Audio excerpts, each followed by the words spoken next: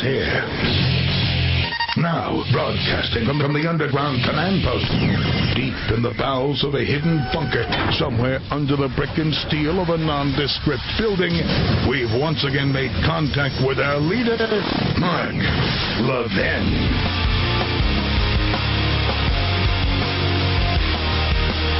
Hello, everybody. Mark Levin here. Our number, 877-381-3811, 877-381-3811.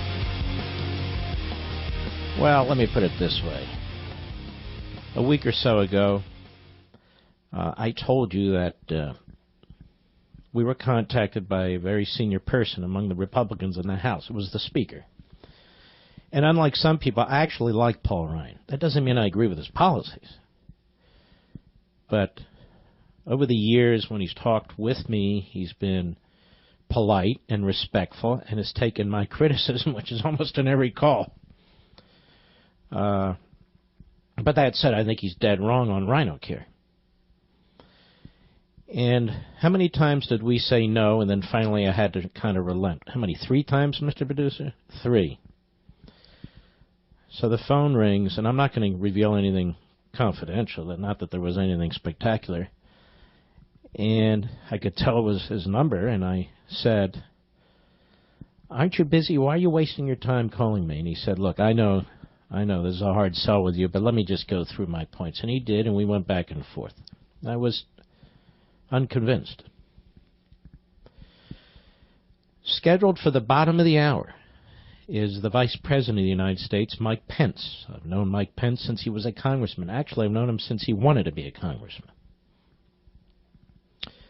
And I'm not social buddies with any of these guys. I'm just saying, he's been on my show. He was on my show when he was a congressman, when he was a governor, and when he was running for vice president. He's a very, very nice man. And they've been knocking on the door, and they want to come on here. Now, these guys make all the rounds and so forth, and okay, fine.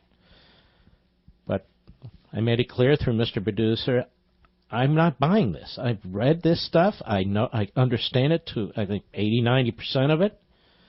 I went through it again today. I saw the Congressional Budget Office, which, by the way, is not the end-all and be-all, but still. And this is not a repeal. It's not a repeal, and it's not a more free market-oriented system. And that's what we need. And they have a few propaganda points built into this, and I see them, and I know what they are. They also have a lot of smoke and mirrors built into this, Phase 2 and 3. Well, what's Phase 3? What's Phase 2? They've started defining Phase 2. Well, that's when we go after the regulations. See, there's one regulation in particular that's breaking the back of the insurance companies. Let me cut to the chase. You know what that is? That regulation is where 2 individuals, the same age, one is very sick and has a pre-existing condition, one is very healthy and never had any problems. They are required, as a matter of federal regulation,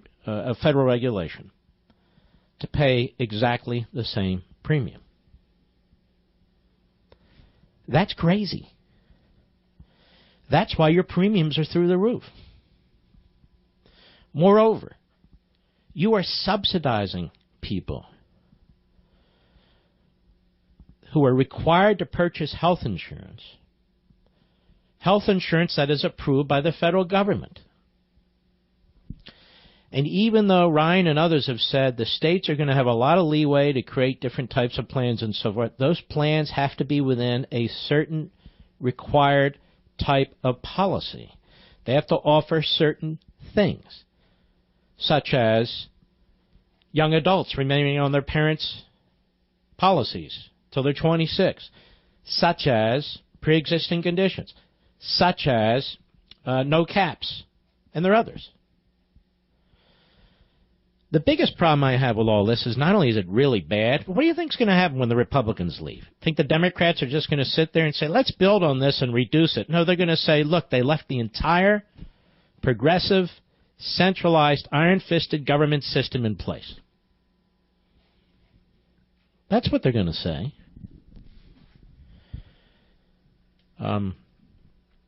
So we'll talk about this. There's a lot of other problems. I'll give you another example. I've just made notes to myself. Health savings accounts. You've heard this talked about forever. The idea of a health savings account, not an exact parallel, but it's similar in some ways. It's like an IRA. That is, you put money in this account, you can take a deduction, but putting that money in that account allows you to save up for a rainy day. That is, for a catastrophe or something like that, or maybe not. In my view, it should be unlimited, but if there is a cap, it ought to be a very, very high cap.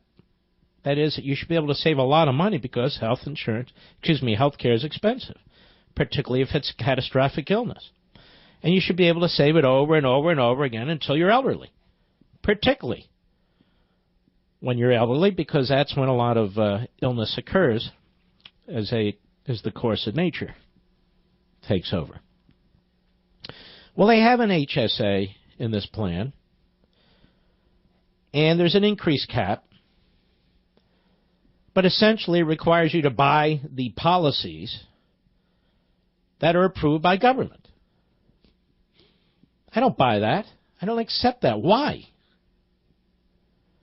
Why? So you have all these draconian measures that are still in place with some tweaking.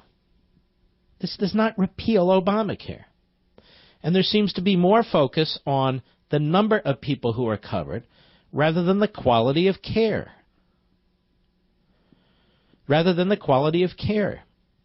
And some things government simply cannot do. So they want to make sure everybody has some form of coverage or access to some form of coverage. I don't have any problem with everybody having access to some sort of coverage. I have a problem with the mandates, with the subsidies, with the regulations, and so forth and so on. Nobody really falls through the cracks. If you're dirt poor, you're covered by Medicaid. You and I have spent trillions of dollars on Medicaid. Medicaid is a welfare program. But now they've increased it, 138% of the poverty level on average. 138%. So you actually have well people who do not fall under the poverty level.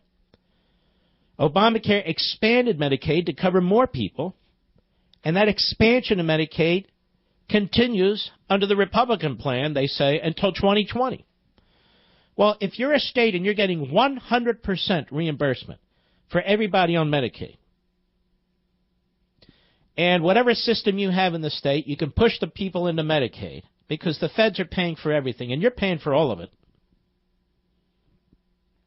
And this is particularly true in states, dark blue states, big progressive government states, that have very, very liberal policies where so many people are on Medicaid and so many more people will be on Medicaid.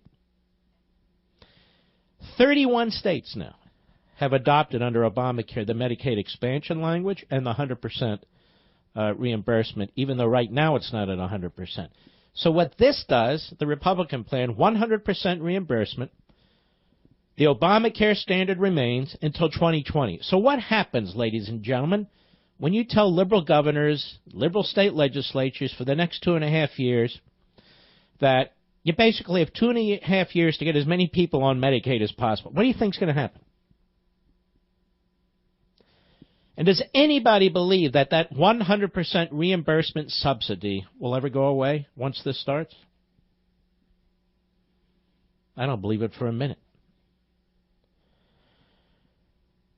The regulation that I talked about, the regulation where two people, one very ill, one healthy, of the same age pay the same, in essence, the same price for policy and coverage, that's in a regulation, and that is untouched under the Republican plan. Now, what the Republicans will tell you is, we can't touch it. It's a regulation. The budget reconciliation process only allows us to touch this other stuff. We can't touch that under the budget reconciliation process. But that's not true. I've talked to you before about the 1974 Budget Act. And Ted Cruz and others have taken a very, very close look at it. The Vice President of the United States is the President of the Senate as a matter of constitutional dictate.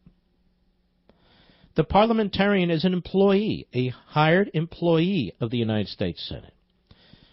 While she's given deference, while her opinion typically matters, the Vice President of the United States, the President of the Senate, is not required to comply with her decision. She's one person. She's one person that has no connection with the body politic. And maybe she's the referee who calls balls and strikes, but the idea that a regulation like this, that's busting the backs of insurance companies, isn't related to an expense, an expenditure, a cost, the federal budget, and so forth and so on, is ludicrous. Is ludicrous. And so it is perfectly rational and not result-oriented for the Vice President of the United States as the President of the Senate to overrule the parliamentarian. But here's the kicker. It's never even been tried. That is, they didn't even put it together, this proposal, this Republican plan, to include that regulation, that is, the undoing of that regulation, to give it to the referee, quote-unquote, to call a ball or a strike. See what I'm saying, Mr. Producer? They don't even present it. So this seems a little odd to me, and I told you last week and I told you yesterday what I think's going on in part. I think there are Republicans in the United States Senate, and I understand this has been repeated all day today, but so be it, that there are Republicans in the United States Senate who really don't want to repeal Obamacare. They want to keep the subsidies in there for the states. And by the way, there's a new entitlement for the states. $100 billion goes to the states, in addition to the Medicaid subsidies. And I think there are Republicans, the progressive wing of the Republican Party, it's more like a progressive fuselage of the Republican Party these days, who want to keep the bulk of Obamacare. And that's why they talk about the budget reconciliation process. They pretend the President of the Senate, the Vice President, has no power when in fact he does. That's why they keep running behind this fig leaf, or wearing this fig leaf with respect to this regulation, that they can't touch it. That's why these key pillars of Obamacare, if you're up to 26 years old, no cap, pre-existing conditions, and so forth, those remain too. The emphasis should be on the 320 million people who really would benefit from competition, who really would benefit from a multiplicity of various choices of health care plans that are tailored more toward what they or their family need. And that's not going to happen. You're going to hear the Speaker and others have talked about, yes, the states will be able to do this. No, they won't. They're still required to live within certain boundaries. They have to provide these givens, these requirements that I just mentioned. And so, as I say, the Vice President is scheduled to come on 6:30. I guess this is what he wants to talk about. I guess he wants to talk about the Congressional Budget Office. I don't really even care about the Congressional Budget Office. But we'll see. I don't know. I'll be right back. Mark Levin.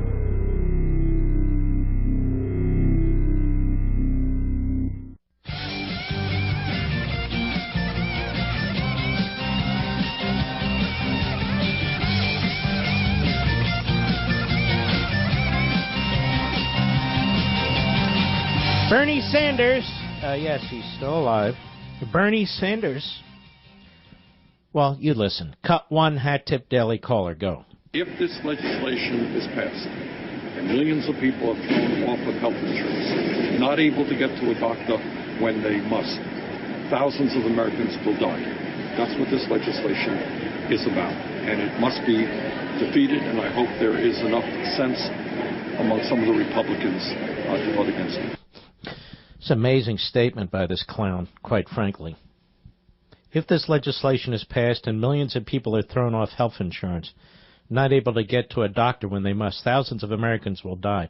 Let me ask you folks something who actually have insurance and pay for your insurance, or your employer does. Do you get to your doctor at the drop of a hat? If you're in extremis, don't you go to the emergency room? So in other words, if we don't have centralized, nationalized, single-payer health care, or something just short of it, Obamacare, thousands of people are going to die. Now, we've had people call into this show, and doctors in the past tell us, actually, Obamacare is responsible for people dying. Because already rationing has begun, particularly with senior citizens.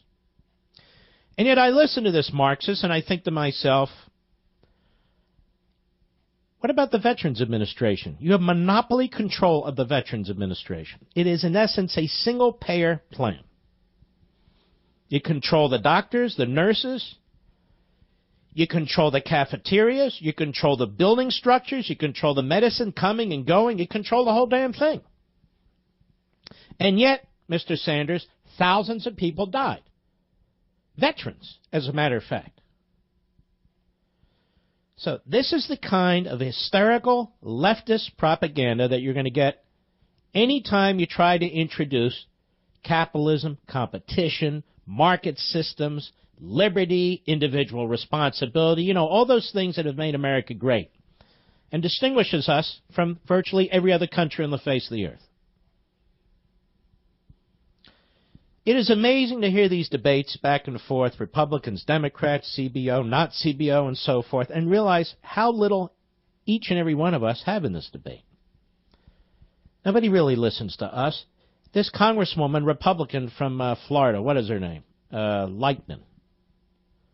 Been around forever. She just said Republican. She's voting against the Republican plan because it doesn't cover enough of her constituents. So there's a woman, a Republican, who no doubt would back single payer. Because now it's a political game. How many people are covered? Not covered with what? Not the costs. How many people are covered? So she's voting no because the Republican plan isn't enough of a government-centric plan. That's what I told you before. I'll be right back.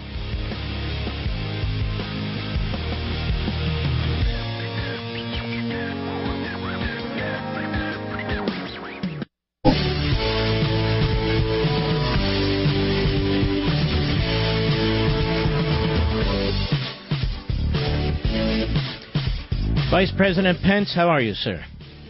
I'm great, Mark. Thanks for having me on. It's great to hear your voice. Oh, really? You're the one who likes my voice. Well, anyway, I appreciate that. Well, you have the floor. I've got some questions. You run with it. Well, I just popped out of another meeting. We are working our hearts out here to keep a promise President Trump made on the campaign trail, a promise that Republicans have made since Obamacare was passed in 2010, and that is to repeal this disastrous policy of Obamacare and replace it with policies that will unleash a national marketplace, free market solutions, drive down the cost of health care, get rid of the center of Obamacare, ultimately, which ordered every American to buy health insurance, whether they wanted it or not, and beyond that, to give the states across the country the kind of flexibility and freedom that they have long sought to reform Medicaid so it better serves our most vulnerable population. We've got a process for doing that.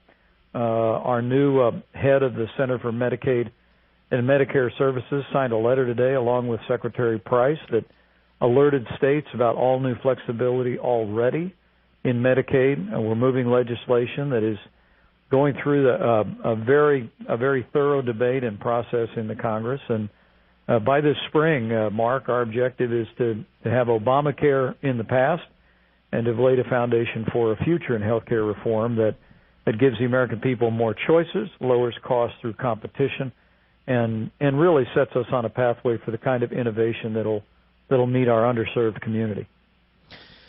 Well, let us talk about that part of the community that is not underserved but makes up the vast majority of the American people, 85% of us. who basically wanted to be left alone before Right. there was Obamacare. Now, you're going to continue the Medicaid expansion until 2020, and that's 100% reimbursement. That's 2.5 years. You got 31 states who have signed on to this expansion. It's 138% of, I've read this, it's 138% above the poverty level. And what does the administration and what do the Republicans in Congress think is going to happen in these states and other states during that 2.5 year period on Medicaid? Well, I think the objective is to give states, many states of which actually do budgeting on a 2-year basis, the ability to adjust their budgeting and adjust their programs as we take Medicaid back down to the historic federal matching reimbursement that existed before Obamacare. But that's not just in a vacuum by itself. As the letter that went out to governors across the country this afternoon can attest, we're also going to be giving states the flexibility to do more with the resources that will be returning to that lower level. And I really do believe this is the most significant reform in the 50-year history of Medicaid, Mark. But what is the reform? You're giving them $100 billion to come up with other ideas, which is another subsidy to the state. What exactly is the reform?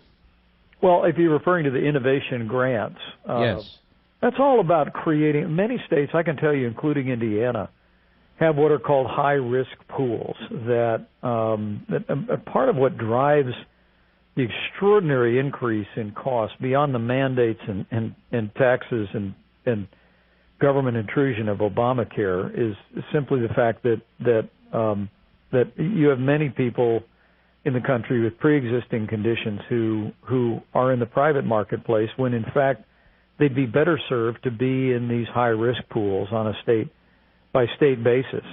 Those resources will allow states to do what some states have already done a bit of, and that is move people with significant health challenges into the high-risk pools, and that will cause insurance products that are available to essentially be sold at a much lower rate, a much more competitive price. But the core of Obamacare is you're one of the greatest champions of freedom in this country, if not in the English-speaking world, Mark.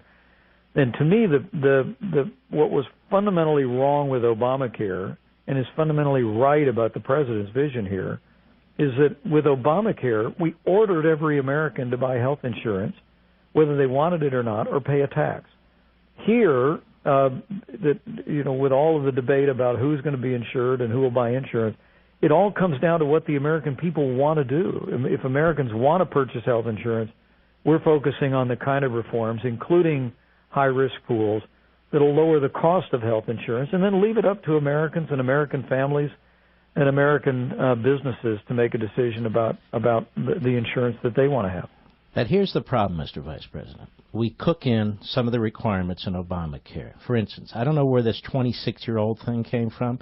I've got, children 26, 27, 28 years old. I don't know about you, but when I was 21 years old, I got my own insurance. And the fact is that remains. You talked about pre-existing conditions. I understand that we had this state in Virginia, the state pool, long before Obamacare came in existence, and long before you did too, and long before the federal government was waving around billions of dollars. Right. So that's going back to something I think is important, breaking that out from it, and so forth. But here's what I see: you've got this community rating problem. You've tweaked it, but not enough. I mean, basically, if you have a 31-year-old guy who is in perfect health and a 31-year-old guy who is in horrible medical shape and has a pre-existing condition, they pay the same premium. And this is what's killing insurance companies, because that's irrational. Right. And I understand that's under the regulatory process, and we say we can't get to that under the budget reconciliation process. So let me ask you this. Mm-hmm. I think McGahn and some of the other smart lawyers at the White House need to take a look at that Budget Act of 1974, the way Ted Cruz has, the way I have, the way other lawyers have, You know who has the power to decide what comes through that reconciliation committee? You do, as the President of the United States Senate, as the presiding officer. You govern that. And I'm wondering if you guys should consider that, because this issue, this regulatory issue that I'm talking about, it's not something Tom Price can just do and snap his fingers over. This is going to require, effectively Congress acting. Is that something you're willing to look at? Well, I've heard the discussion about it, and, what I can tell you is that, the greatest privilege in my life is to be Vice President to President Donald Trump, and part of my responsibilities are to serve as President of the Senate. And we're certainly taking time for a thoughtful look at the rules and the history and the statute in the Senate. But, ultimately, what I'd like to see happen is that we get as much in this first bill as we possibly can. I think there were actually some agreements today on amendments that are going to be added, Mark, before the end of the week, several of which were encouraged by House conservatives to come in to improve the bill. I expect when we get to the Senate, you're also going to see a very vigorous debate about ways we can improve this bill. But what your listeners should know, and I said to a group of senators who were at the White House here today, is the good news is we're all headed to the same horizon. And the president is absolutely adamant about doing everything we can possibly do in this first bill, having Secretary of Price use the stroke of a pen authority that he has as Secretary of HHS to unwind this labyrinth of regulations that's driving up costs, 25% premium increases last year, and then ultimately in a follow-on bill for us to go and fight for whatever remains that we need to strike out permanently any vestige of Obamacare and unleash the full power of a national marketplace. The president's vision on this is very straightforward, and it'd be one that you and I would be very enthusiastic about, and any other conservative in the country would as well, and that is you give people the ability to buy health insurance across state lines, you create a national marketplace, you clear out the underbrush of all the regulations that artificially drive up costs, you give states the freedom and flexibility to innovate, a little bit like we did in Indiana with health savings accounts in Medicaid. Take 3 steps back, you're going to have a better health insurance system in the most powerful economy in the world faster than you could imagine. But this requires your phase 2 and 3, because all that's not in this bill. Let me ask you a question, Mr. Vice President. I'm not trying to put you on the spot. I'm just curious about No, you're fine. We've got a $1 trillion infrastructure bill coming of some kind. We've got a family leave tax subsidized bill coming of some kind. I know this because I heard the president in his speech. You've got your Social Security and Medicare trustees. They issue a report every year to the President of the Senate, that's you, and as well as the Speaker of the House, and they are predicting bankruptcy for both of those programs. And they've been predicting this in out years now for some time. You've got an expansion of Medicaid, which is an entitlement program. We've essentially, under Obama, nationalized the student loan program. That's over $1 trillion. I don't see a lot of movement towards debt control here. I don't see this proposal really controlling expenses, the role of the federal government. I understand some of the avenues that you're talking about, but I'm looking at this in a macro sense, and I'm saying, good Lord, the hell are we going to do about all this stuff? Well, take a look. On Thursday of this week, the president will send his budget up to Capitol Hill, and there's already headlines today about some very significant domestic cuts. The president wants to rebuild our military, which has been hollowed out in recent years. I know you strongly support that. Yes, sir. Put border security and homeland security where it needs to be with significant increases. But we're trimming the sails, and we're going to do all those things without adding to the deficit. But, this Obamacare repeal and replace is also a part of that solution. I mean, over the next 10 years, even the CBO, which has missed the numbers in a variety of categories about Obamacare, but even they say this is $300 billion in savings off the deficit. That combined with lifting the burden that this places on the economy. I mean, we had some Obamacare victims in the White House just 2 days ago. We're talking with us, some business owners, talking about the enormous weight that Obamacare has put on them, and it's been stifling job growth and stifling investment. That combined with the tax cuts, the only way that we're going to get federal spending and deficits and debt under control, you and I both know, is a combination of fiscal restraint and economic growth. And repealing and replacing Obamacare, unleashing the power of the free market in healthcare, cutting taxes across the board for individuals and businesses, rolling back regulatory red tape, as the president's been doing since day one, and making the kind of investments that we need to secure our country and make sure the American people are safe, create an environment for growth. I truly do believe that will give us a chance to meet those needs in the short term and tackle debt in the long term. All right, Mr. Vice President, it's an honor to have you, and we appreciate it. It's my honor, Mark. You know I'm a fan, and I just really, really appreciate the opportunity to be on with you. All right, you be well. Best to you and your family. He is a class act. I do like him very, very much. We just strongly disagree on this. I don't see all the competition. I don't see all the market incentives here. I see some of the basic foundational pillars of Obamacare remaining when we have Republicans in the House and Senate as well as the White House. This proposal came out of the House. You already have progressive Republicans bailing, saying, well, we don't cover enough people in my district, meaning they want the government, you and me, to cover more and more people. I don't know how this is going to end. I mean, it just never does end. We've now reached a point where many of us can't even afford our own insurance because we're so busy subsidizing everybody else. I think, for me anyway, the arguments of the Republicans in Washington and what I'm reading in their proposal don't really sync up that much. Yes, it's better than what the left would do and so forth and so on, but it's just not good enough. And rather than beat the brains in of the conservatives on the Hill, which is what they always do, because the push is always to spend and nationalize and expand and so forth, they should beat the brains into the progressive Republicans. Why not do that for once? I'll be right back. Mark Levin.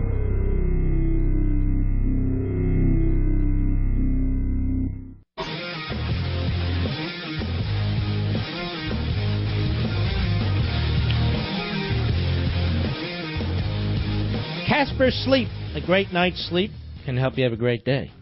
I'm having great days, because I sleep on a Casper mattress. Casper was invented with 2 high-tech foams that give you all the support you need, guaranteeing you get the best night's sleep ever. It ships for free in a box so small you won't believe it even holds a mattress. And I love that Casper lets you try the mattress for 100 nights in your home, risk-free. Nobody does that. They'll pick it up and refund you everything if you don't love it. I'm betting you're going to love it. From its breakthrough design to its packaging to trying it for 100 nights, it's no wonder Casper was named one of the Fast Company's 50 most innovative brands of 2017. Sleeping on a mattress is the best way to try it. Get a Casper. Go to Casper.com, use code MARK. Get $50 towards the purchase of your mattress. That's Casper.com, code MARK. Get $50 towards the purchase of your mattress. Casper.com, terms and conditions apply. Now, let me tell you something. Before Casper was advertising on my show, they sent me, I bought, a mattress because I wanted to try it.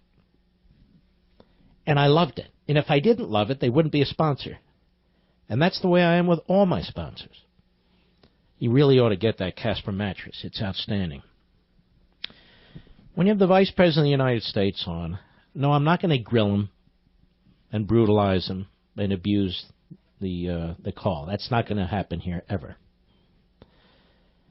That said, I asked a number of questions. I had many more questions to ask too, but he's really not, I know he's out there pressing the case. He's really not the problem, the issue. The problem, the issue, the Republican leadership in Congress. They had forever to put together a real federalist, free market type insurance proposal. That's what we're talking about, insurance. And the vast majority of that proposal should have involved taking layer after layer after layer of federal control out of the system. I can assure you, and this is unfortunate, that if they pass something like this, that in the midterm and the long term, prices will not come down. They will shoot up. Subsidies will not come down. They will massively expand. The states will become even more beholden to the federal Leviathan. It's not federalism, as I said the other day, to subsidize state experiments. No, that's ridiculous. The states have their own money, and they have their own responsibilities and so forth. But I don't even care about the states in this regard. I want to be able to buy my insurance. I want to be able to buy catastrophic health care without all the rest of it. I told you this the other day, I don't believe insurance, at least for me, should cover every damn thing. Every single visit to the doctor. Every stitch. Every broken bone, what have you. I would much rather have a plan, and many of you would too, that simply deals with those sorts of things that can, destroy you. Destroy your family. Destroy your finances. Make you sell your home. Whatever. That's the kind of insurance I want. And I don't need bureaucrats and politicians and lobbyists telling me what kind of plan I should have. And I don't need this idiot congresswoman, what's her name, Lightnin or whatever her name is, from Florida, saying, I'm voting against this. She's voting against it, fine. Why? Too many of my people, too many of my constituents won't be covered. Hey, lady, it's America. It's not about your constituents being covered. It's about them having the capacity to purchase insurance on their own. Because in their heart of hearts, I would guess about a third of the Republicans in your United States Congress really do favor single payer.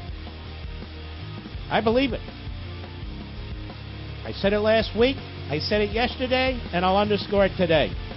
I'll be right back.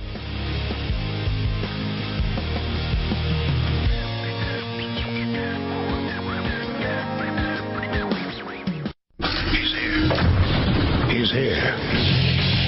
Now, broadcasting from the underground command post, deep in the bowels of a hidden bunker, somewhere under the brick and steel of a nondescript building, we've once again made contact with our leader, Mark Levin.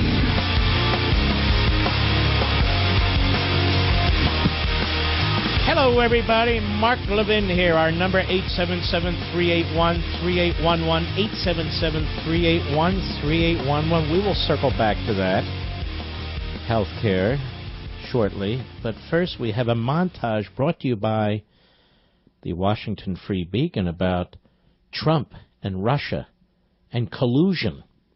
Cut 5, go.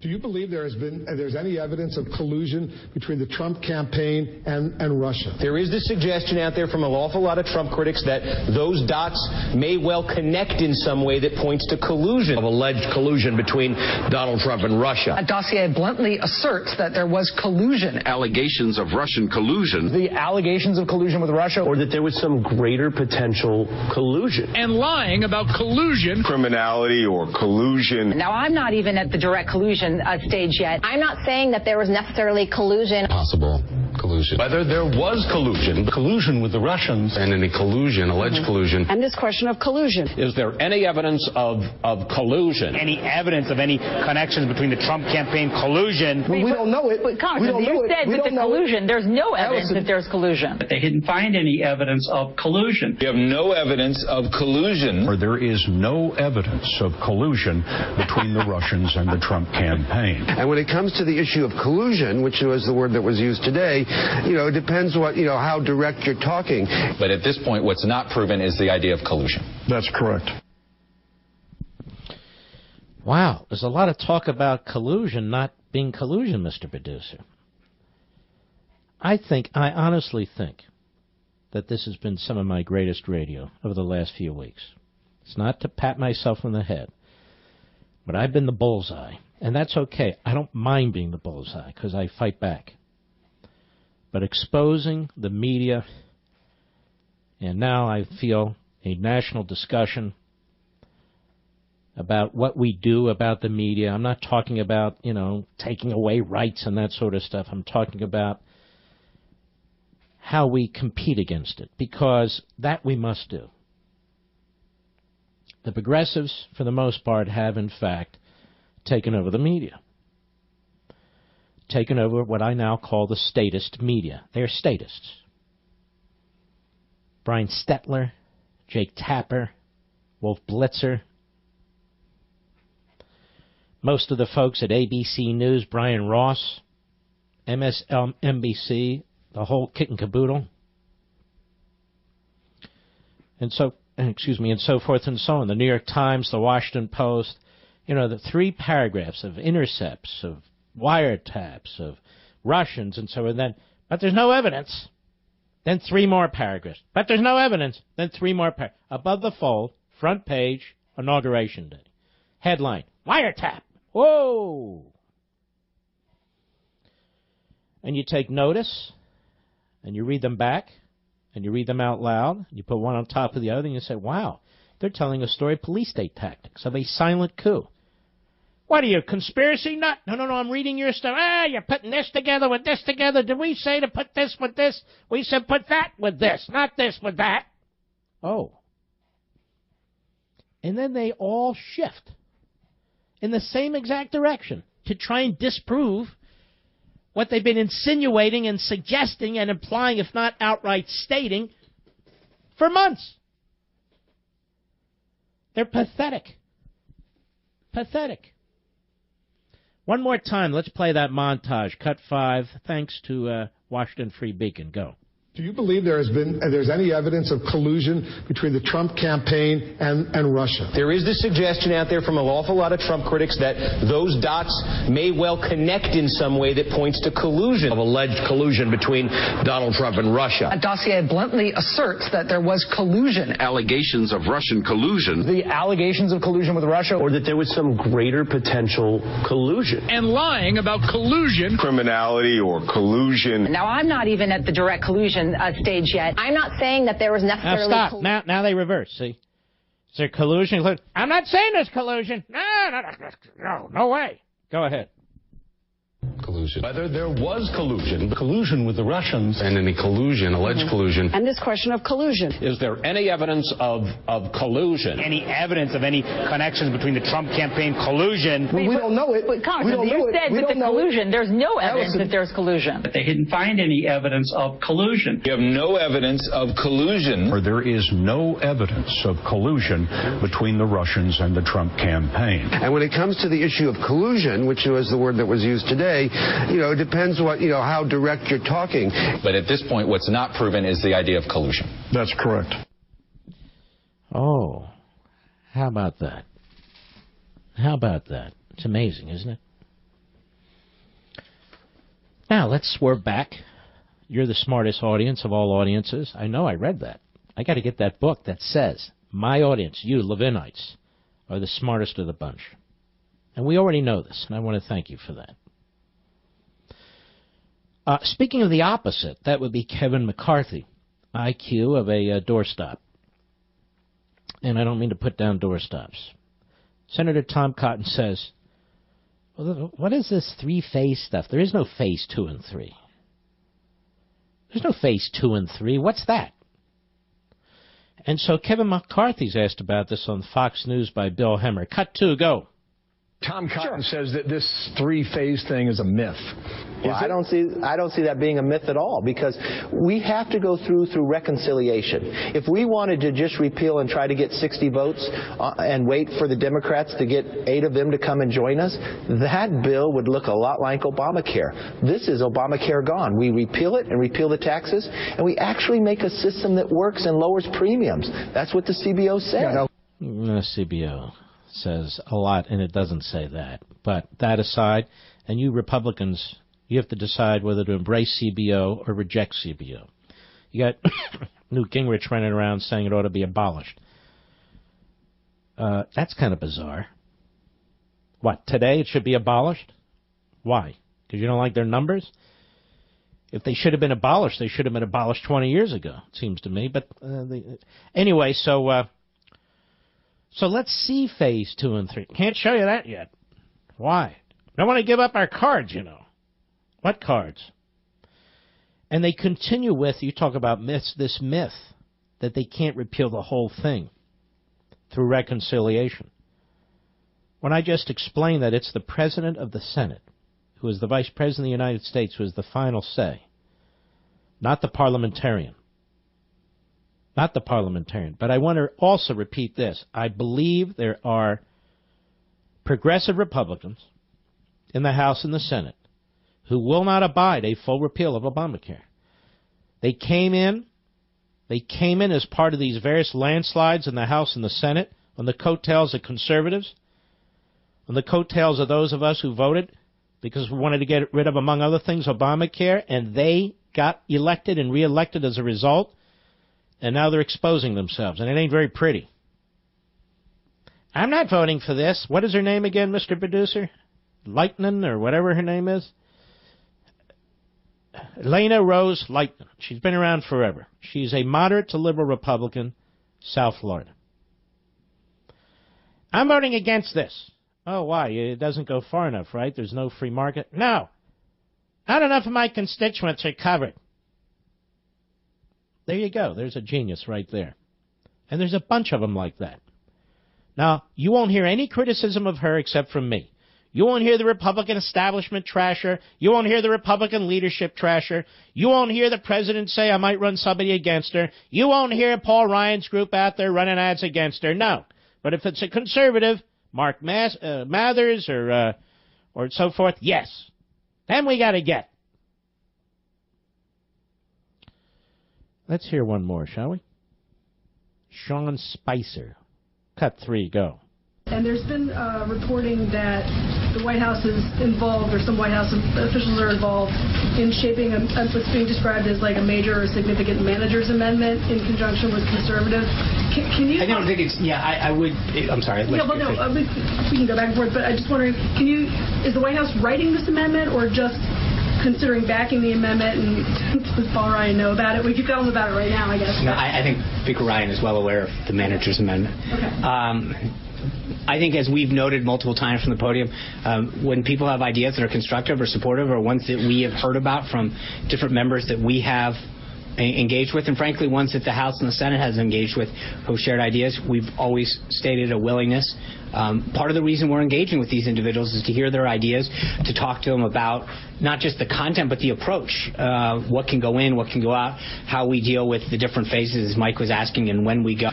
But all of that is part of a comprehensive strategy to engage with members who support us, who have ideas and want to be on board, who want to be constructive in the process and achieve the president's goal of having a patient-centric healthcare system. So we are obviously in talks with House leadership about the contents of that. As I mentioned, the president will be on the phone with Speaker Ryan. That's enough. You know what? I have to say I'm impressed. He was actually articulate and coherent there with all the platitudes, I thought. Didn't you, Mr. Producer? I'll be right back. Mark Levin.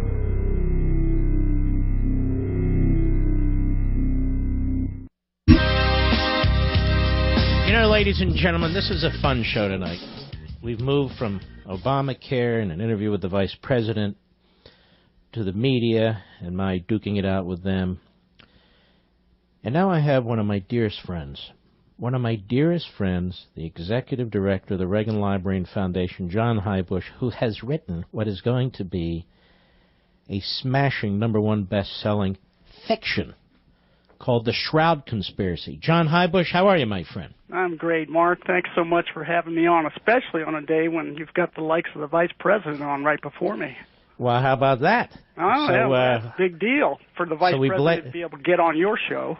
About that. But anyway, John, let's first tell the people about you, what you've done, what you do, how we came to meet each other. I don't even remember, quite frankly, but we'll figure that out. Yeah. Give a bit about your background.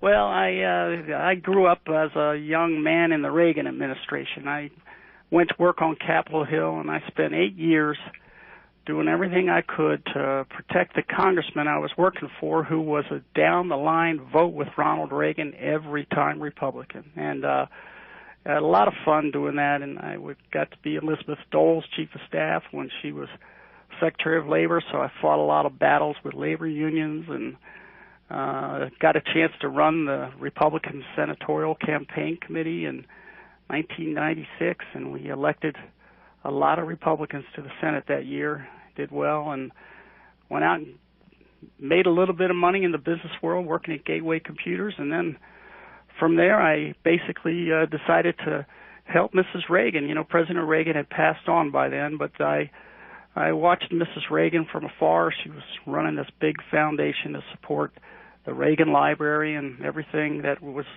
you know, that Ronald Reagan has stood for with his foundation. And she called and asked if I might be interested in helping her, you know, keep the flame burning for Ronald Reagan. Right. How are you going to turn that down? You know, no way. Just a job of a lifetime. So I've been here now for 7 years at the Reagan Foundation and Library. Now, you've been the executive director. That's right. For 7 years. That's right, and that's how you and I got to be friends. Mark, every one of your outstanding #1 bestseller books have been stars out here at the library. You know, I know, there are thousands and thousands of people line up around the block here for to get a chance to meet you when you've I had your book promoted here, and we've just had a tremendous relationship. Let me ask you a question, John. Let me ask you, because people need to know you and I are like best buddies. Yeah. Let me ask you this question. I've been curious about this. Did Mrs. Reagan sign off on the people who would be invited to speak at the Reagan Library? Yes. Yeah. You weren't going to be allowed to speak at the lectern here unless Mrs. Reagan would agree to it. It's an honor. It's really an honor to be considered. It really is. It is. And Mark, you have rightly so been here many times. And she signed off me doing this many times? Every single time Mrs. Reagan signed off having you here. And as you know, Mark, in the lobby right outside the auditorium in the Reagan Library is an incredible painting of President Reagan done by your dad. It's just, and everybody talks about it. I love being able to say that painting was by Mark Levin's dad. And he went there for that, and it was very, very exciting, and we will all always remember that and appreciate that. All right, now to John Heybusch. John, let's talk about this a little bit before we get into the book. You wrote this book a few years ago, didn't you? I did. I wrote it about 4.5, 5 years ago, and then, you know, Mark, it's no secret to maybe some of your listeners, and there's been stuff in the New York Times about it. So, I got sidetracked a bit because I unfortunately found out I had cancer 4 years ago. It's a rare cancer. It's, as you know, it's been tough to beat, and it's still chasing me. But it took the wind out of me for a couple of years, and it wasn't the right time to try to get the book published and promoted. But I've decided it's now or never. So I'm starting today out on the road promoting this new book that my friends at Simon & Schuster have decided to publish. Maybe they've lost their minds, Mark. I don't know, but no, I don't think so. This is a really bracing book, and it's called The Shroud Conspiracy. Now, a couple things. Yep. I have it linked on Amazon, a Mark Levin Show Facebook, and Mark Levin Show Twitter, folks. I want you to check this out. This is John Heybusch's first book. Now, this is what amazes me, John. You know, you sent it to me in Xerox form. Yeah. And I just want people to know, it's a stunning book, a first book. Where did you come by this ability? Well, ability, I don't know, Mark, but when I was 17 years old, I was in high school. I went to a Catholic school, and they showed an incredible documentary about this very famous relic, the Shroud of Turin. And the Shroud of Turin is the burial cloth of Jesus Christ. The church recognizes it as such. It's a remarkable relic. If you've ever seen pictures of it, it has the imprint, the face of Jesus Christ. It's the face you see on medallions, on millions and millions of Christians around the world. But it's also an incredibly controversial relic because there's many, many millions of people that believe that it's real, that the shroud is real, and many, many millions that believe it's not. And those that believe it's not real are a lot of people in the scientific community that have their reasons to believe as such, but it's the most controversial relic as a result in all of Christendom. It's been fought over for centuries. And my book, The Shroud Conspiracy, is all about very interesting characters who... Hold on now. Okay. You've set the stage. Yeah. I got to go with that mute. Don't hang up. I want you to stay over the bottom. The book is The Shroud Conspiracy by John Highbush. It is a brilliant, exciting fiction. I don't even read fiction. I read this. I couldn't take my eyes off the pages. Now we're going to get into it a little bit, so I hope you'll stick with us. I'll be right back. Successful businesses hire great people, and ZipRecruiter makes it easy for you by providing hassle-free job postings and easy candidate screening. With ZipRecruiter.com, you can post your job to 200-plus job sites, including social media networks like Facebook and Twitter, all with a single click. ZipRecruiter has been used by Fortune 100 companies and hundreds of thousands of small and medium-sized businesses, too. No juggling emails or calls to your office. Quickly screen candidates, rate them, and hire the right person fast. Find candidates in any city or industry nationwide. Just post once and watch your qualified candidates roll in to ZipRecruiter's easy-to-use interface. Now, for the perfect hire, you need to be on all the top job sites, and now you can be with ZipRecruiter. And right now, you, my listeners, you can post jobs on ZipRecruiter for free. Hold on. For free by going to ZipRecruiter.com/Levin. That's ZipRecruiter.com/LEVIN. One more time to try it. Free. Go to ZipRecruiter.com/Levin. Back to my buddy John Highbush. The book is a thriller. It's a fiction. The Shroud Conspiracy, an ancient relic, promises to reveal secrets for the ages. All right now, Mr. Highbush, without giving away the essence, give us a little taste of your book, if you would. Well, there's a very brilliant forensic anthropologist, kind of an Indiana Jones type, who's a real atheist, no belief in God, no belief in religion, no belief in faiths of any kind. And he's asked by the church to examine their most precious relic. And the church essentially dares him to prove that it's false. And they do so for reasons that you learn about in the book. In the process, the church has a beautiful, very devout woman oversee the work of this anthropologist, and they couldn't be more opposite. She is devout as she is, and him an atheist like he is. And so some of the books about their relationship, and as you might imagine, opposites attract, and it's kind of a tough go for them in their relationship because they're on opposite ends of the spectrum in terms of faith. And things happen in this book that involve miracles, that involve, well, I don't want to give too much away other than to say, yeah, it's it's a roller coaster ride. It'll keep you turning the pages, and it does so because it pits science and faith against each other throughout the book, and the reader really, is going to get immersed in a story that I just think is going to take them in.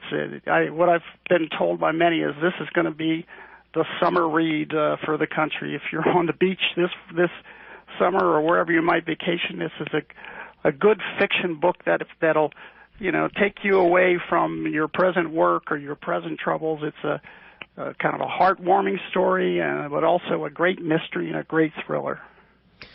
Some people have compared this to Indiana Jones. Some people have compared this to the Da Vinci Code. I don't compare it to any of those things. This is a truly unique and compelling book. And so I want to ask you a few questions about this. Okay. When you sat down to write The Shroud Conspiracy, did you know in your mind, because it's a fiction, did you know in your mind where you were going to go chapter to chapter? Did you have the whole book in mind? Or did, as you wrote one chapter, the next one kind of flowed and the next one kind of flowed? How did this come to be? Just like the latter, Mark, you're at, I think what most people do, the formula is go to the bookstore and read, buy 3 or 4 books on how to write the great American novel, and follow the formulas and do all the things and outline your chapters, and in a very disciplined way, you write yourself a book. I didn't feel like that's the way I wanted to go. I had never written anything as long as a novel in my life. I never, for a million years, thought I could do it.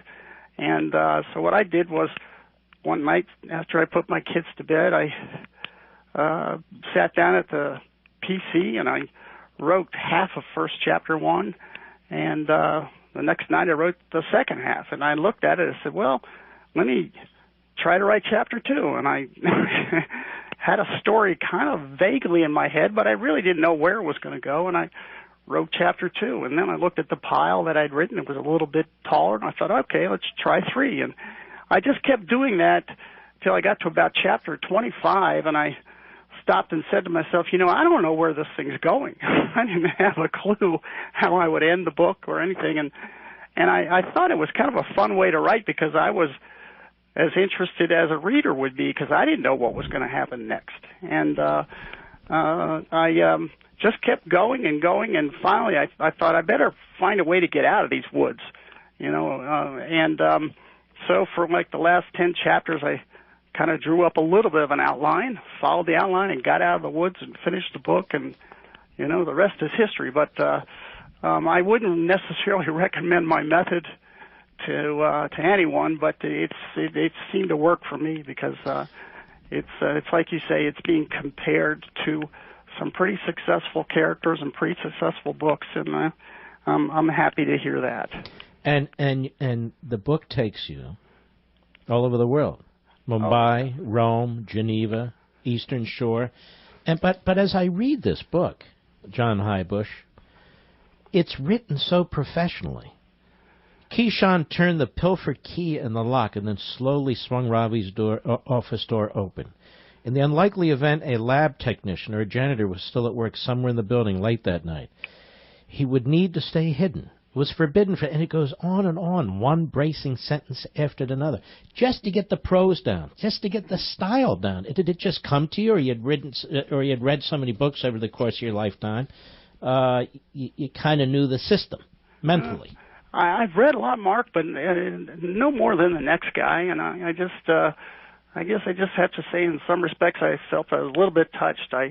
Maybe a little bit of beginner's luck, but I just followed my heart, I did a lot of research. I had 2 computer screens up at once. I'd have on the left-hand side the internet and a lot of, the world's information at my fingertips as a result. And on the right-hand side, I had my writing, and I switched back and forth between the 2. And it was a fascinating topic. It really is something remarkable this day and age to, let the world peer at a relic, at a piece of material that well could be, in fact, I think is the burial cloth of Jesus Christ. And to know that you can't put your hands on it, but you can stare at it from a little bit of a distance. You can see it. It's an incredible thing, and I just thought it made for great material for a book, and I think it really has. And the shroud itself.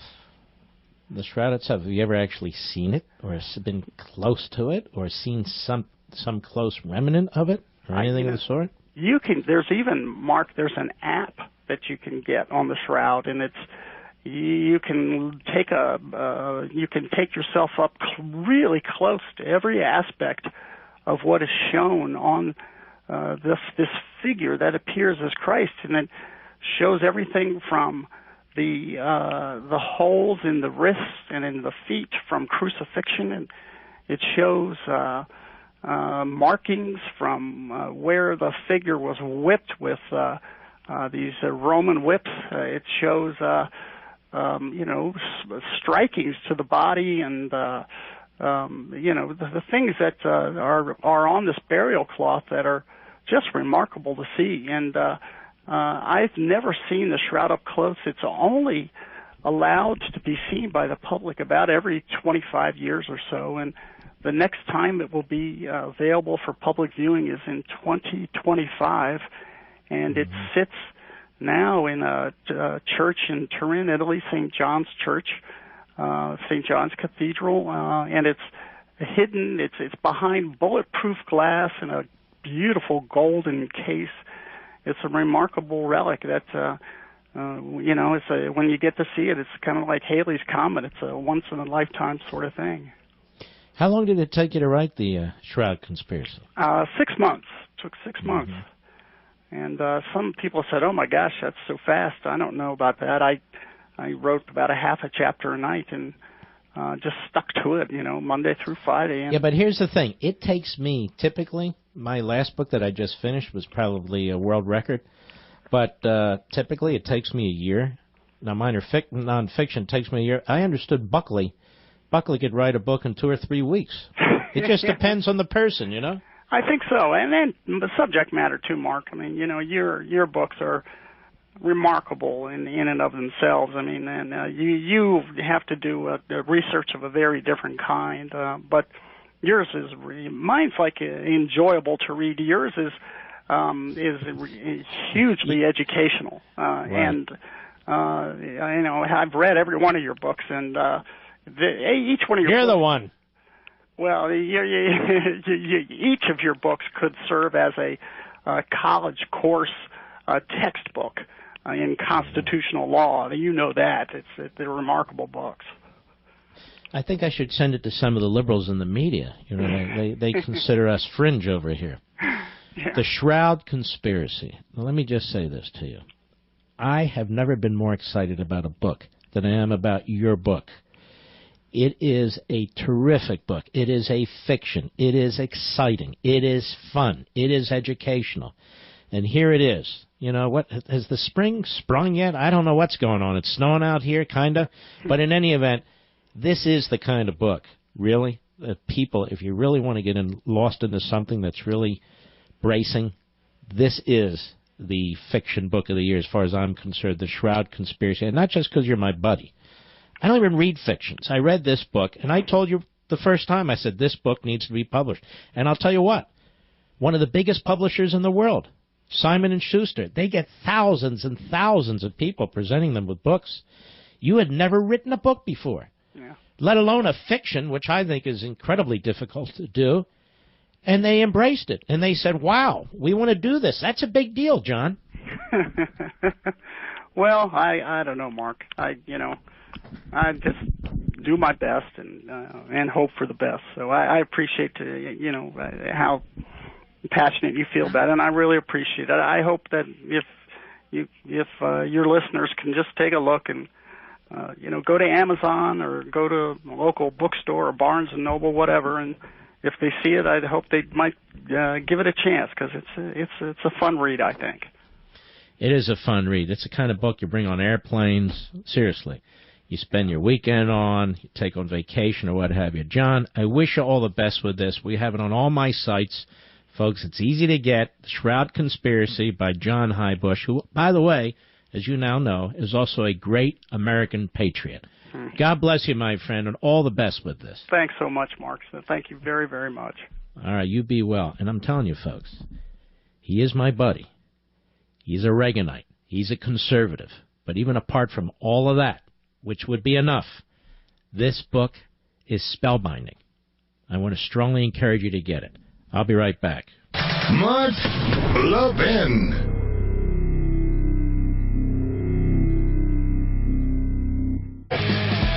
If there wasn't a Hillsdale College, folks, there'd be a big, big gap in higher education. And in this country, we'd have to invent it. Hillsdale College is a great institution.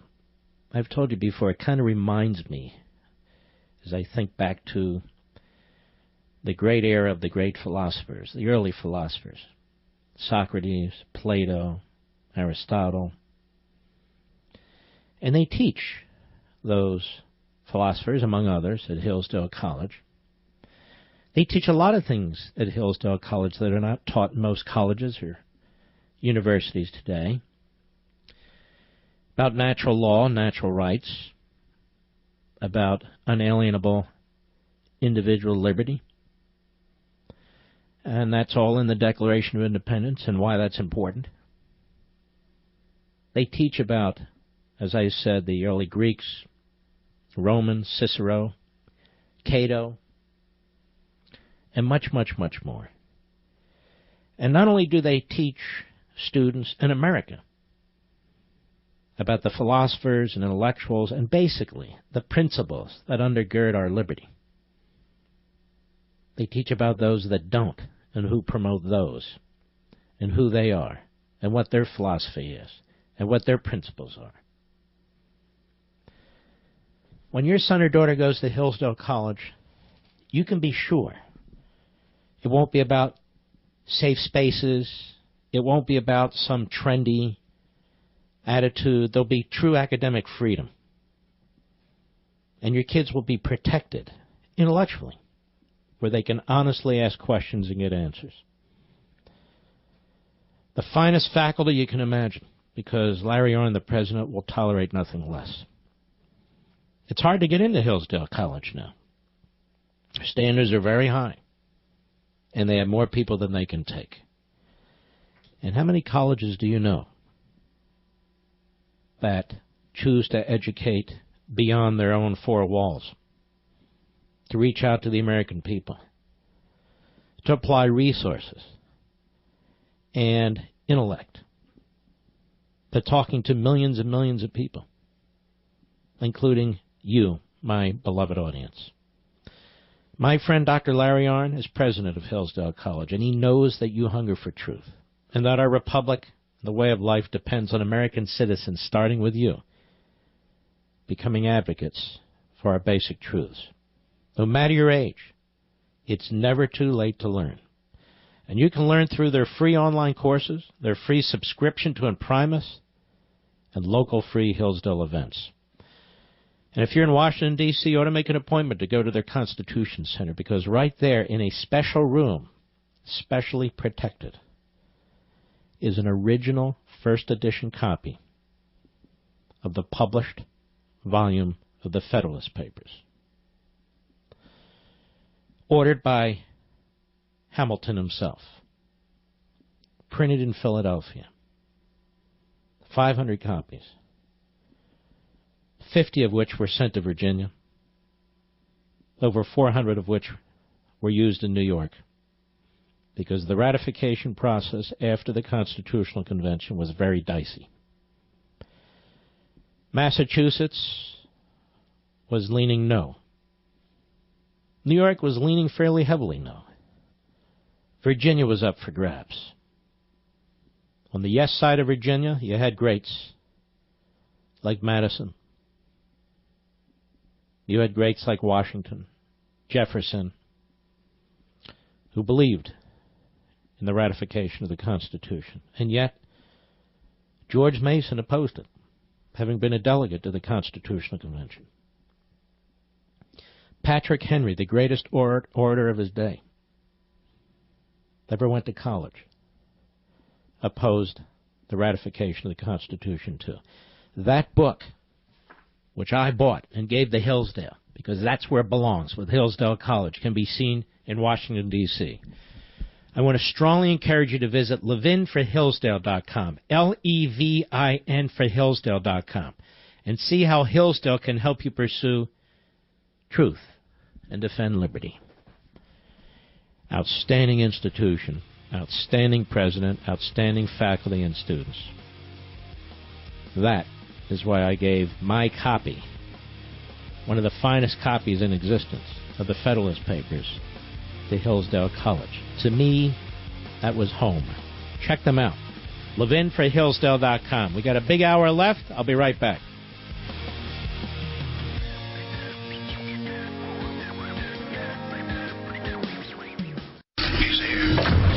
He's here. Now, broadcasting from the underground command post, deep in the bowels of a hidden bunker, somewhere under the brick and steel of a nondescript building, we've once again made contact with our leader, Mark Levin.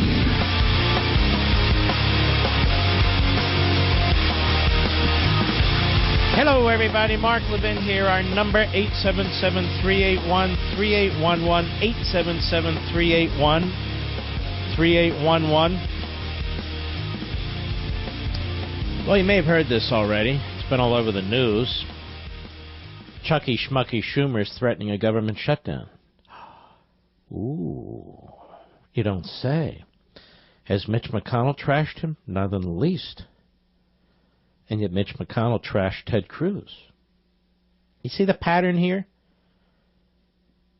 Ilena Ross Lightman, longtime Republican, progressive / moderate from South Florida, announces she's voting against the Rhino Care bill, that is, repeal in name only, and the Republican leadership says nothing.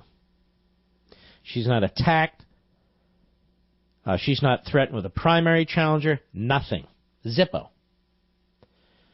Ted Cruz in 2013 takes to the Senate floor, taking on Obamacare. And for 13 days focuses the nation on it, which is really the only way the Republicans with Obama as president can get their message out and persuade as many people as possible, right? And he's brutally trashed by McConnell and all the other clowns in the United States Senate. But here, Schumer and the Democrats are threatening a government shutdown, and you hear nothing from the Republicans, and if you do hear something from the Republicans from this moment forward, it'll be in very temperate tones. Stephen Dinan, Washington Times. Congressional Democrats signaled today, or Monday rather, that they're ready to block spending bills over President Trump's planned border wall, raising the risks of a new government shutdown early in the new administration. Now, they're prepared to shut down the government because they want more and more illegal aliens coming across the border. And what you think about that? No, illegal aliens are not vetted by their very definition. So they don't know if they're mass murdering killers, perverts, rapists, terrorists. They have no idea. Drug lords. So they are prepared to shut down the government to make America more dangerous. The Democrat Party is nuts. Absolutely friggin' nuts. Adding more immigration agents to Homeland Security's deportation agency, making Planned Parenthood ineligible for federal cash, and changing former President Barack Obama's policies on the environment, labor, veterans, or consumer protections would also invite a shutdown, Senate Democrats said in a letter to Republican leaders. Yes, you cannot have an election where the Democrats lose, ladies and gentlemen. And once their policies are in place, you cannot have a president who reverses them. That's simply unacceptable. Democrats are confident Republicans would shoulder the blame for a shutdown, though it's a bigger risk for the minority party this year when they have little control over the process other than the power of a filibuster in the Senate. But now the Republicans have the power of the presidency and that platform, and that makes a big difference. We will have to duke it out with the statist media, because the statist media will conduct itself as the old Praetorian Guard, protecting the Democrats and going after their most hated politician, Donald Trump. If Republicans insist on inserting poison pill riders, such as defunding Planned Parenthood, where is it written? When did this happen? That we have to fund Planned Parenthood, which is a private nonprofit group. They're so committed to abortion on demand.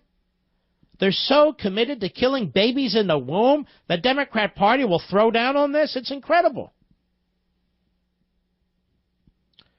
If Republicans insist on inserting poison pill riders such as defunding Planned Parenthood, building a border wall, or starting a deportation force, what do they mean a deportation force? We have ICE.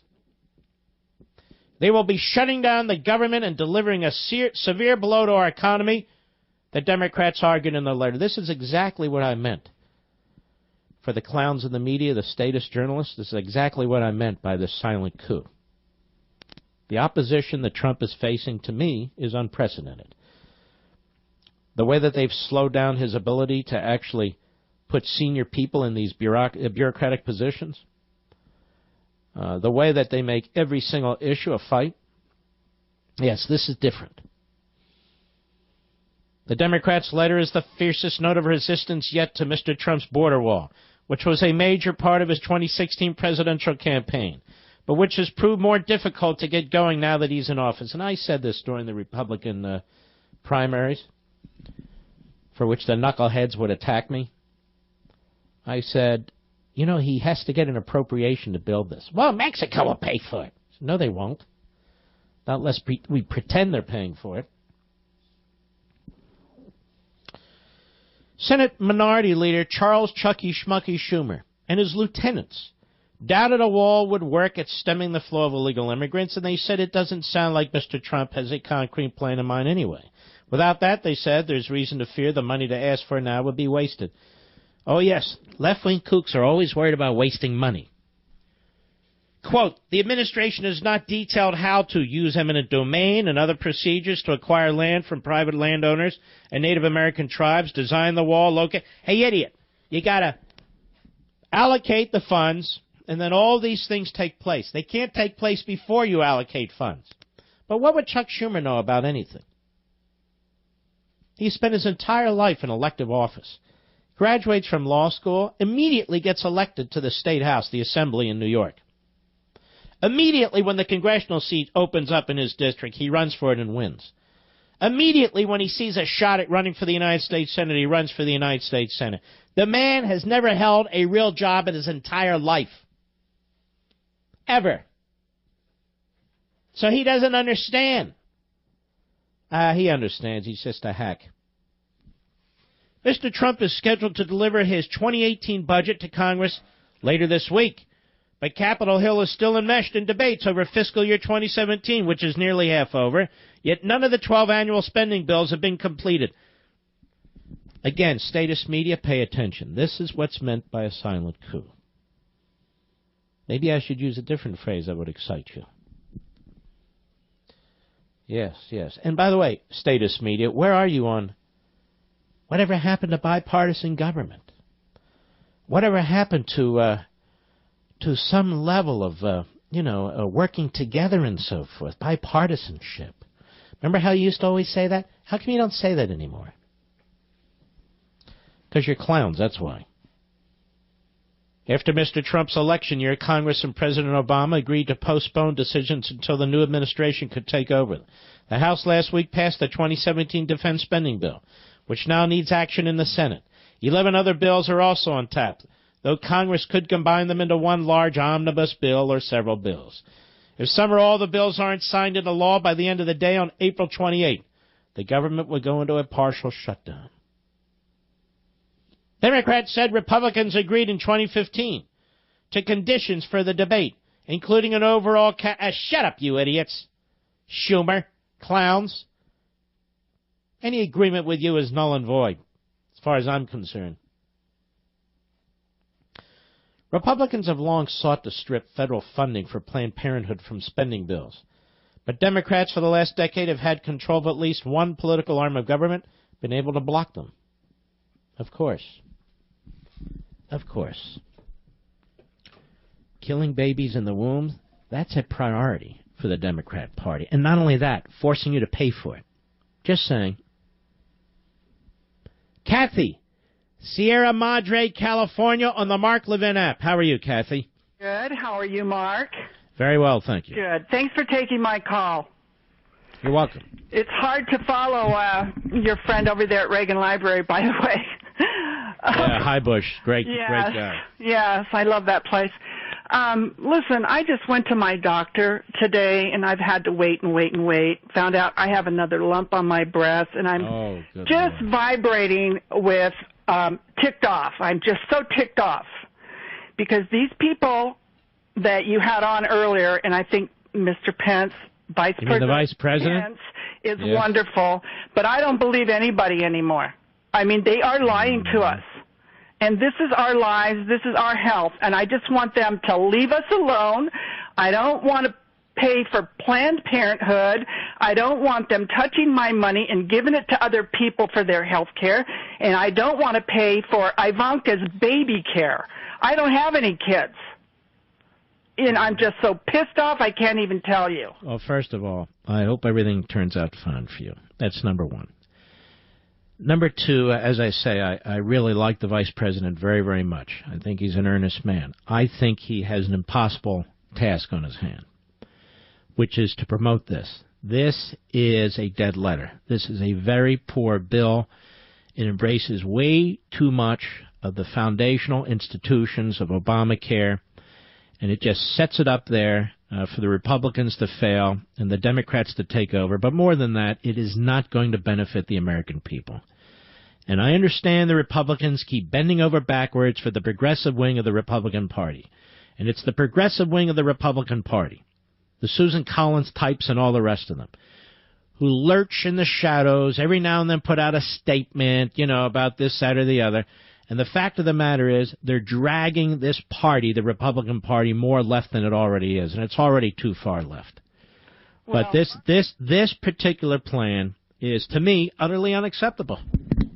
Yeah, and you know what? I have done everything. I have emailed everybody, all of them, the left over there on the Dem side and the right. And, this is terrible for people. I mean, everybody has health problems, and it's awful. But when it happens to you, and I've been fighting this for 20 years, so, this is nothing new to me, but it's still, what they've done is not only take away our rights, they've taken away the feeling of being comfortable with our health care.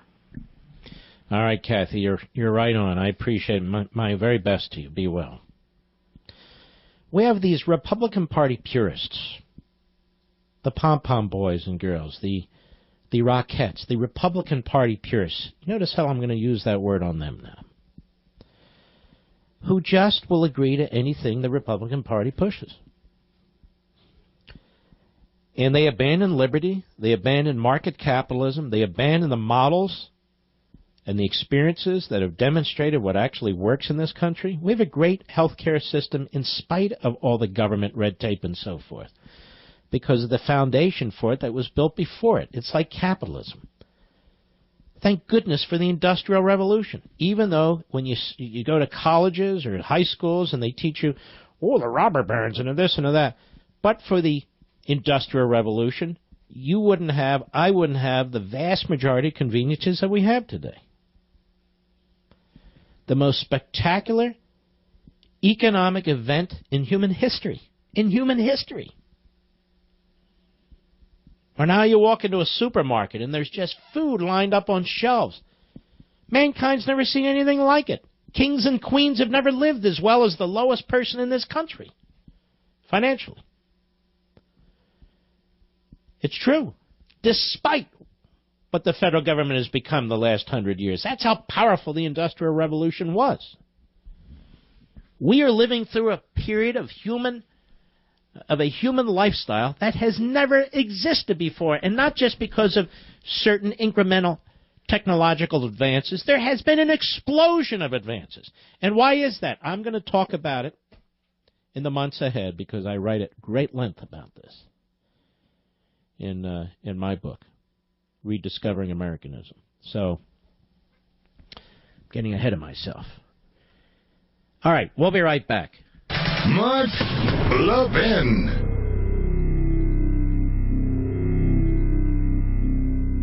Now, we have posted links to my interview with Vice President Pence at, 6:30 p.m. Eastern Time, thereabouts, from MarkLevinShow.com website, Conservative Review website, Right Scoop website.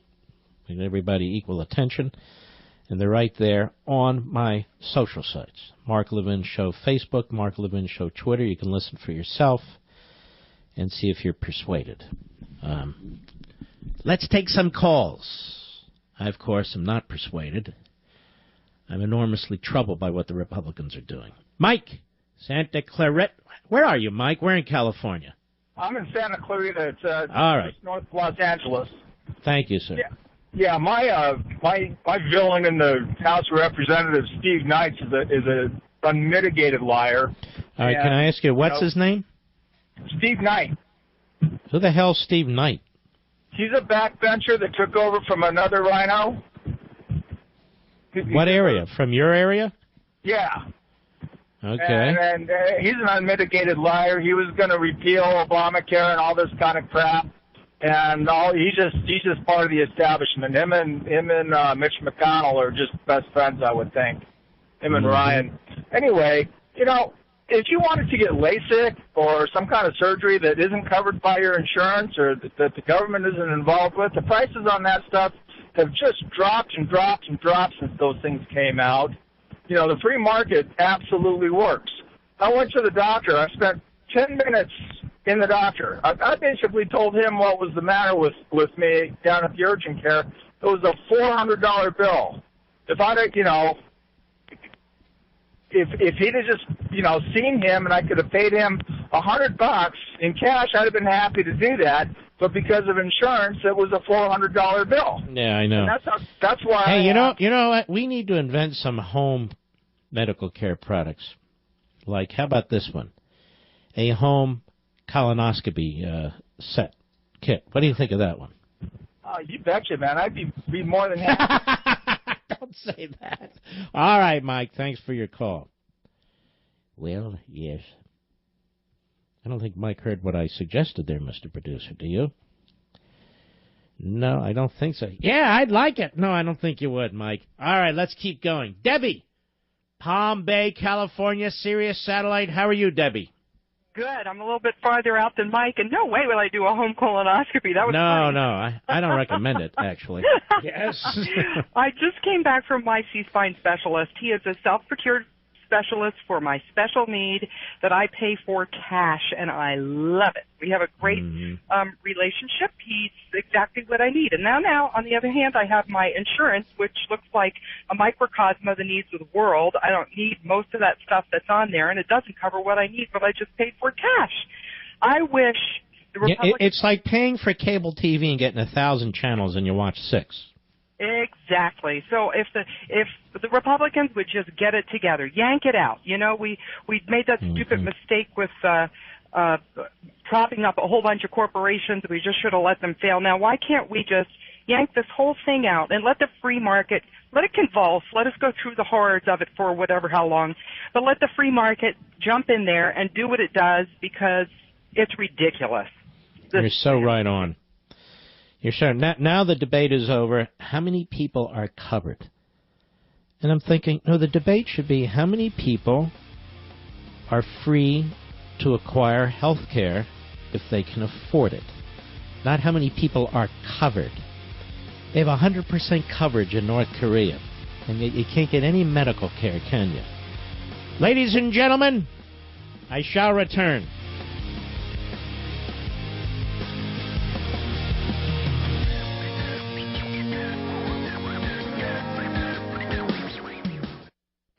One. We have the greatest republic in the world. We're trying to protect it, trying to keep it that way.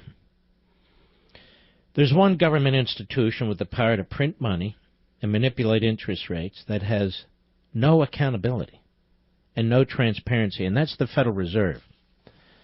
Now, I just read a piece today that said that they're going to put the foot on the gas pedal to increase interest rates. Now, I personally believe interest rates should have been increased gradually, slowly, over the past many years. Over the past many years, for many reasons. It's the job of the Federal Reserve Board to ensure a stable currency, not to prime the pump or pump the prime. And yet, for many years, the Federal Reserve has tried to accommodate the reckless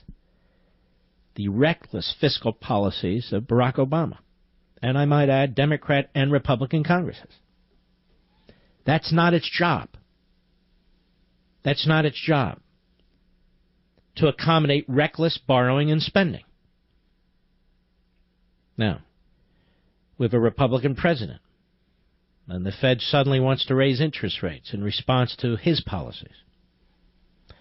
I believe this is politics at its worst, and it's a threat to the economy.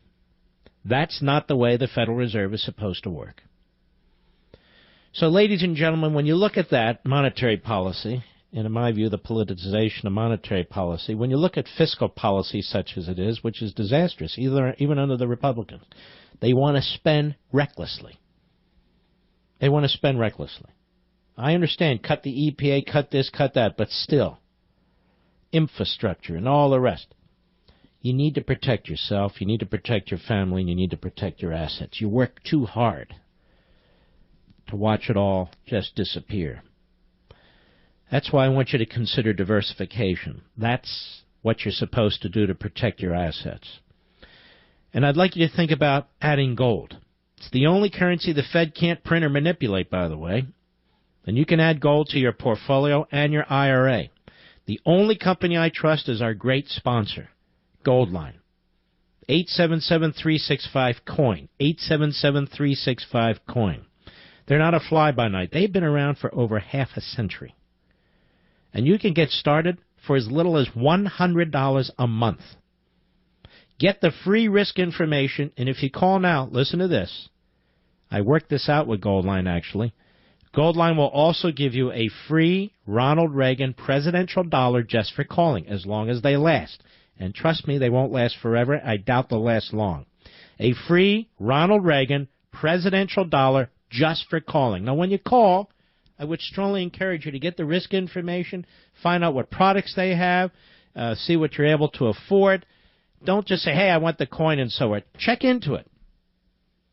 But just for calling, you will get the Ronald Reagan presidential coin for as long as they last. Here's what you do. Suggestion, as soon as you hear me finish this phone number, call it. 877-365-COIN, 877-365-COIN. That's 877-365-2646. All right. Let us take some more calls. Frank, Little Elm, Texas. The great WBAP. Go. Hey, Mark. Long-time listener. Love your show. Thank you. Have a dog fan as well. Have a big dog that I rescued. Absolutely love her. Amen to you. Yep. Hey, Mark, I work in a field called predictive analytics, and without getting real complicated, basically it's a field where that life insurance companies, banks use the ability to build scores based on the likelihood of an event happening.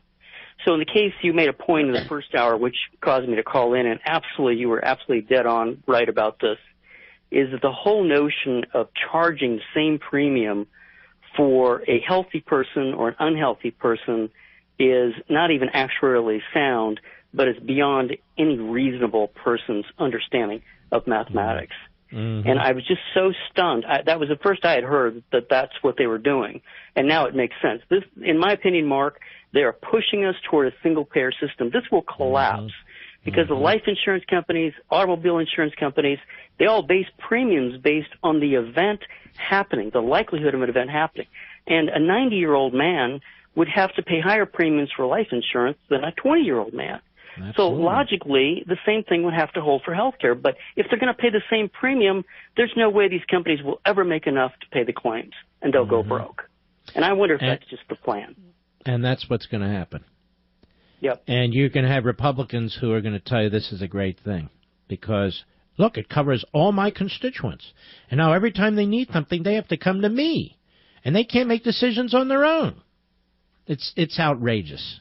I'm sick of it. Or is the insurance companies, they will fold even faster. When you take off the mandate, guess what? The only people that will buy a premium or buy a plan are people that are going to be sick. It will fold and collapse at an even higher rate. It's absolutely ludicrous. They need to go back to square one, repeal it, and go with a complete free market form and knock off this 26-year-old on my plan stuff. Why won't they just try it? I mean, what the hell? Are there re-elections so precious?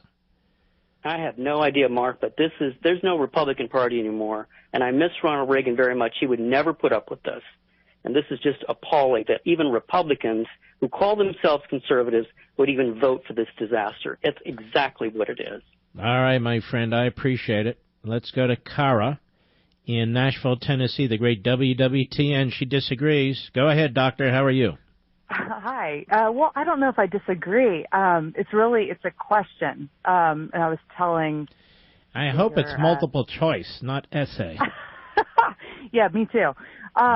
No, so I sort of straddled the line. I was doing my residency before Obamacare went into place, and as I was telling your assistant, I'd see the same patients unfortunately show up rotation after rotation, no matter what. And a lot of them, they were doing the best they could, really, but they couldn't afford their insulin, they couldn't afford their inhalers, and so they'd show up with congestive heart failure exacerbations or emphysema. What kind of insurance did they have? What kind of government? They didn't insurance? have anything.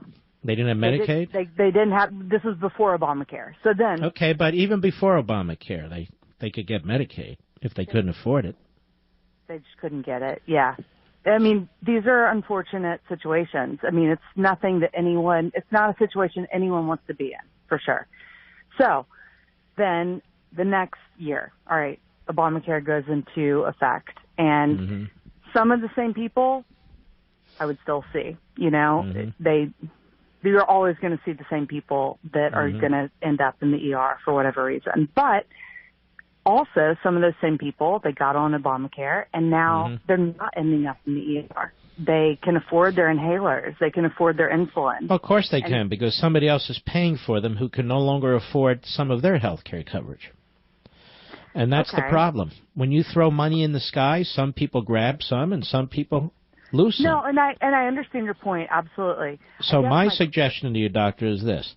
If we really have people who can afford nothing, even though we have free emergency room care and free Medicaid, among other freebies, somebody needs to look at that, because we're spending trillions of dollars over the years on this. And unless it's a tiny percentage of the population, I don't understand how they're falling through cracks, period. That's one issue.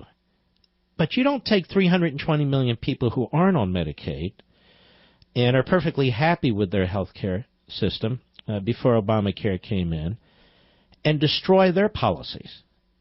That's the problem. Dragging everybody down doesn't bring everybody up. Moreover, I'm sure at the Veterans Administration, the kind of patient you're talking about could get, in fact, the kind of inhaler that you're talking about. If they get to see a doctor on time, and they're overwhelmed over there at the Veterans Administration, and that's a complete government monopoly. Can I say one thing? Yeah, go ahead. One. Okay. All right. So I totally agree with you, and I don't have an answer. And it's a genuine question, and I've called in, actually, almost every show for the past couple of weeks because I really wanted to ask this. Geez, what kind of doctor are you? You must have a lot of time on your hands. But anyway, go ahead. No, well, it's at night, so and I'm actually, because I've hit me with your question before we run out of time. Okay. So my question is, what do we do with the people who show up in the emergency room and we are going to take care of them and they're not going to pay? And it's so much more money to hospitalize them. I mean, they leave the hospital with tens of thousands of dollars. Maybe there's no answer to that, because the alternative seems to be destroy the healthcare system for everybody else, doesn't it? We do pay for it. And we do pay for it, but we don't destroy our own healthcare system. What I'm trying to say to you is maybe there is no answer to that. You see, the reason why people get free health care in the emergency room are two reasons: the Supreme Court and Congress. And people say, well, we're beneficent. We're a caring people. Great. We are a caring people. But you don't destroy the producers. You don't destroy the people who are paying the bills. You don't destroy the families and so forth who have health care, who like their health care, in order to pay for people who don't. And here's another shocker, doctor. There's never going to be a perfect system, ever. I agree with you. And so some people will go without. And you know what's happening tonight, doctor? Despite the fact that, hold on now, despite the fact that we have food stamps, there are some people going hungry tonight. And we spend trillions of dollars on that, too, over the years. Well, I think that we need to man up and actually say we're willing for people to go without. And I'm not saying that's even... Maybe we just need to get there and say it out loud. Well, tell me, where does all the Medicaid money go? I don't know. I don't know. I don't know either. Doesn't the government run Medicaid, the feds and the states? All I know is that you're not answering my question. Where does all the Medicaid money go? I don't know. I didn't get my doctorate in public In 1965, when they passed Medicare and Medicaid, Medicaid was supposed to take care of poor people. So why are people showing up at the emergency room without any money? Well, because they're showing up because doctors are sick and tired of Medicaid because they get pennies on the dollar, and they're not indentured servants. And it's a circle. It just gets worse and worse and worse. The more you pay into the government, the less the services you get. The more you pay into the government, the more the mob takes money off the top. The more you pay into the government, the more the politicians and the bureaucrats make decisions. And what you need to understand, Doctor, and what you probably didn't learn this in medical school is this. There is, in fact, an invisible hand. And what that means is there are millions and millions of people in this country making hundreds of billions of decisions every single day. And it cannot be organized and managed and centralized and move the pieces around from Washington, D.C. The reason why we have the greatest system on the face of the earth, or at least did, is because of freedom, not government. All right, my friend, I got to run. We'll be right back. Mark Levin.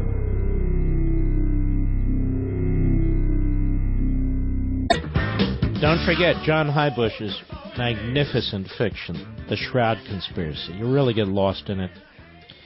It's just a fascinating book, The Shroud Conspiracy. As I say, people have compared it to Indiana Jones. They've compared it to Brown's books and so forth. And this is his first book. And it is amazing. The Shroud Conspiracy, John Highbush. I've linked to it to Amazon on Mark Levin Show Facebook and Mark Levin Show Twitter. You know, I want to tell you guys about the United States Concealed Carry Association. It's an outstanding organization. Not only do they offer top-of-the-line firearms education and training, they also protect you legally and financially should you ever be forced to defend yourself. And I want you to listen to this. You're probably thinking, what do you mean? Why would I need to be protected legally if I'm the good guy?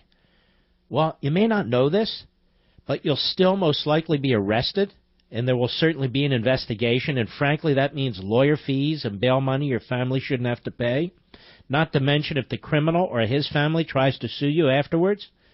It's not uncommon for the good guy to be forced to pay over $300,000 of their own hard-earned money just to clear their name when defending themselves against a home intruder. Unfortunately, it happens more than you'd think. So that's why the USCCA exists, to protect you, to protect the protectors like you and me. And right now, they want to give you 10 chances to win $1,500 for the gun of your dreams as well. There's absolutely no restrictions. You can pick any gun, any brand, in any caliber you want. Entry to win $1,500 for the gun of your dreams is quick, simple, and free. Just go to defendthem.com. Go right now to enter.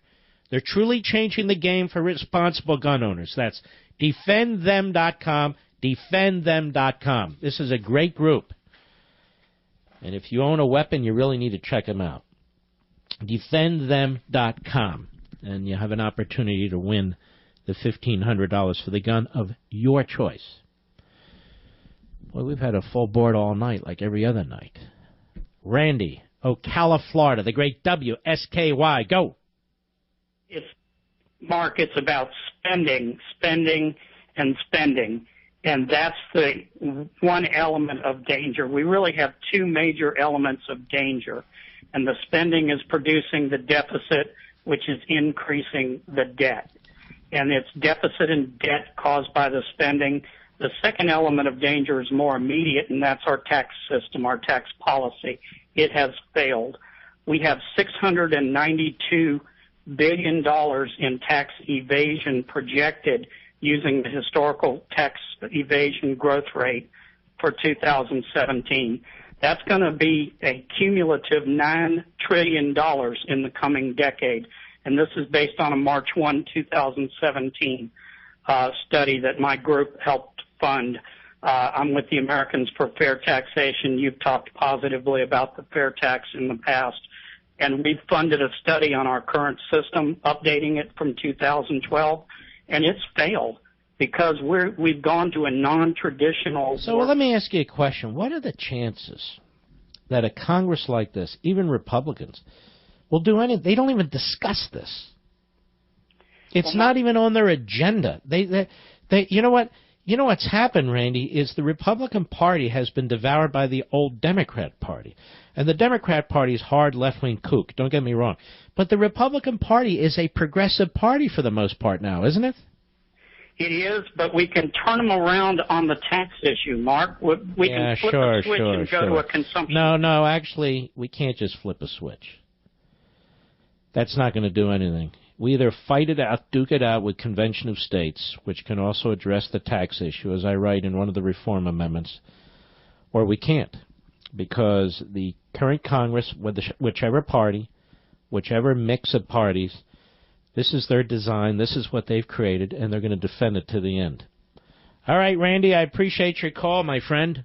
Elisa, Detroit, Michigan, how are you? Hi, good. Thank you for taking my call. 1 minute, go. I just want to let you know that I just finished 101 the Constitution with Hillsdale College. It was fantastic. I loved it. Wonderful. I'm an entrepreneur, and my solution is this. This is what I want to hear. I want your listeners to focus on this. The solution has got to come from the people and the free market. I want to understand how we get affordable health care, not affordable health care insurance.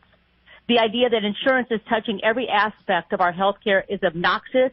It doesn't work, and there's no instance that this problem will be solved. It's got to come from entrepreneurship through healthcare providers. First of all, we got to get back to what's called insurance and stop pretending that what the government is doing here is insurance. It's not insurance. It's welfare.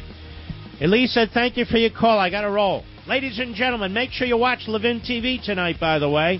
We salute our armed forces, police officers, firefighters, and emergency personnel. So I'll see you in Levin TV in 2 minutes. And I'll see you on the radio right here tomorrow. God bless you.